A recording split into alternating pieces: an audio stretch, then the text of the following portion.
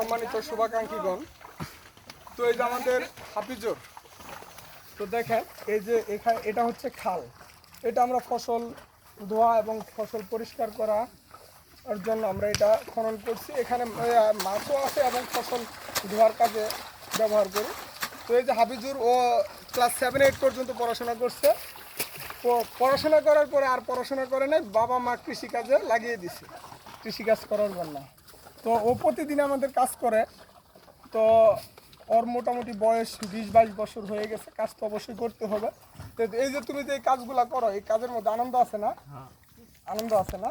এই প্রতিদিন একদিন কাজ করলে আমরা কত টাকা করে দিই তোমারে? 600 টাকা। একদিন কাজ করলে তাকে আমরা 600 টাকা দিই, প্রদান করি। তো এই কৃষি কাজ যে করো, এই কাজ করো দিদা অনেক কষ্ট হয়। ভাইয়া একটু অফ করো, অফ করে একটু কথা বলো। মানে তোমার হচ্ছে কষ্ট হয়, যদি টাকা পাও তখন কষ্টটা আর থাকে না, তাই না? এই টাকাগুলো কি করো? হ্যাঁ? সংসারের কাজে লাগাও। ভাইয়া কি বিয়ে করছো? বিয়ে করছো না?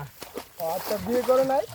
তো ও বলতেছে যে কৃষিকাজ কষ্ট, কিন্তু যখন এই কাজের বিনিময়ে তাকে পারিশ্রমিক দেওয়া হয় তখন তার মনের মধ্যে আনন্দ এবং হচ্ছে কষ্টটা থাকে না। তো এরাই কিন্তু আমাদের ভবিষ্যৎ, যে এরা আমাদের যে খাদ্যের যোগান, আমাদের খাদ্যের যে চাহিদা ঘাটতি, এরা কিন্তু আমাদের বিভিন্নভাবে পূরণ করতেছে। এরা যদি মাঠে কাজ না করতো তাহলে কিন্তু ফসল উৎপাদন করা সম্ভব হতো না।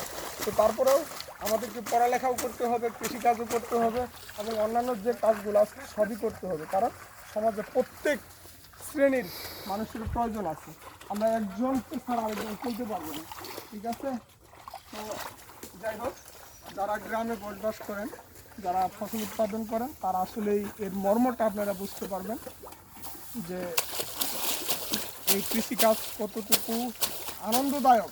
পরিশ্রম হলেও যখন মাঠে ফসল, মানে সোনালি ফসল ভরপুর হয়ে যায়, কৃষকের মুখে, কৃষকের মুখে হাসি ফুটে, আনন্দ জাগে এবং আনন্দ যোগায়, ঠিক আছে? তো আপনারা চলে আসবেন। এই যে আমাদের আবুল ভাই এখানে মহিষ দিয়ে হাল চাষ করতেছে।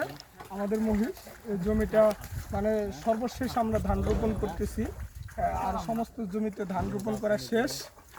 তো এই জমিটাতে আজকে আমরা ধানের চারা রোপণ করব এবং এটা হচ্ছে চিকন ধান,